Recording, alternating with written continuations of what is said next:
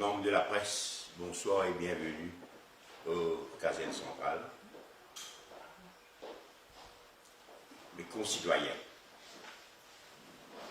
ce soir, on a le privilège, en tant que commissaire de police, pour adresser sur un aspect de sécurité très important. Comme on se connaît, nous avons une deuxième nuit de couvre-feu sanitaire. Jusqu'à l'heure, comme commissaire de police, je vous ai dit, nous satisfait qui nous peut réussir à maintenir l'ordre et la paix dans une société, non seulement à Maurice, mais aussi à Galéga et à Rodrigue. Nous devons remercier non seulement la population, mais aussi l'ensemble de la force policière pour un comportement qui est plus ou moins exemplaire. Pareil que dans la population, il y a certains éléments qui sont indisciplinés. Malheureusement, au sein de la force policière, il y en a aussi un élément avec un comportement répréhensible. Nous pouvons remarquer qu'il y a une vidéo qui peut circuler, qui peut faire état de brutalité, de violence chez certains individus, et aussi sa vidéo-là peut démontrer non-respect aux droits humains. Comme commissaire de police, toujours nous prôner avec toute la force qui, pour nous faire le travail bien, non seulement nous besoin de la confiance de tout l'ensemble de la population, mais aussi nous besoin faire notre travail dans le respect de chaque individu qui appartenait à la République de l'île Maurice. Mais malheureusement, il y a certains éléments qui peuvent faire un écart de conduite. Et là, nous prenons connaissance de sa vidéo-là, nous commençons une enquête immédiatement.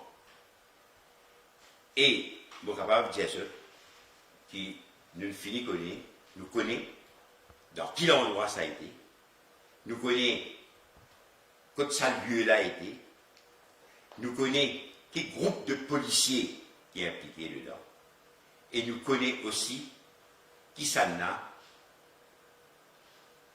qui probablement fait une diffusion.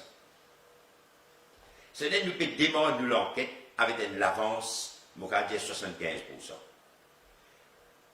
Nous pouvons confier cette enquête-là au chef de la sûreté nationale, le surintendant Akbar, et l'enquête pour superviser par le DCP Tulen Bojou, qui est responsable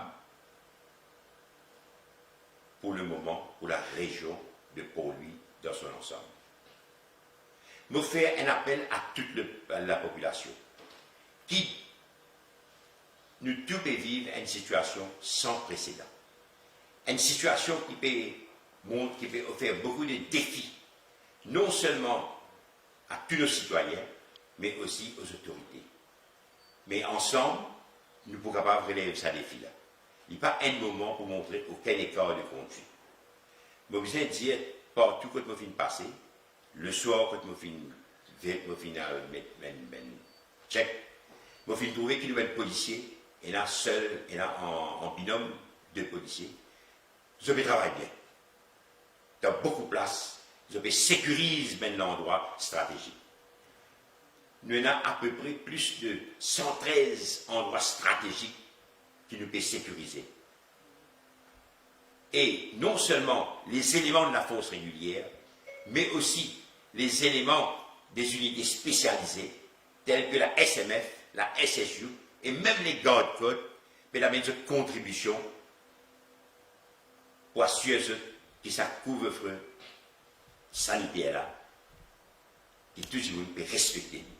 Naturellement, il y a un service essentiel qui est obligé d'opérer, et ça, nous donne un permis pour que ça un officier-là capable de circuler tout en montrant ce permis et en déclinant leur identité.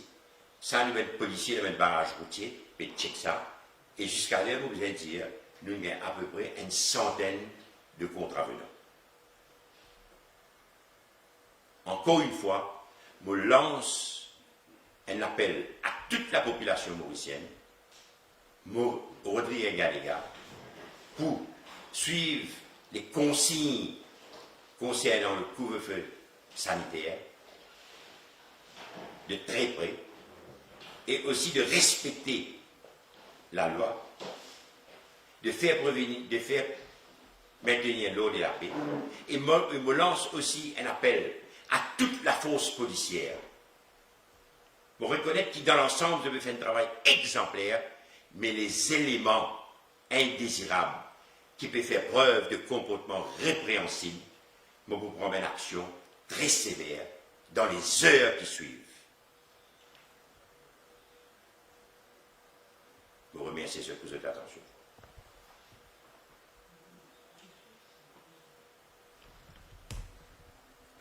Peut-être s'il y a des questions, je voudrais me mettre à votre disposition. Est-ce qu'il y a Et, sorry, avant ça. Et de ce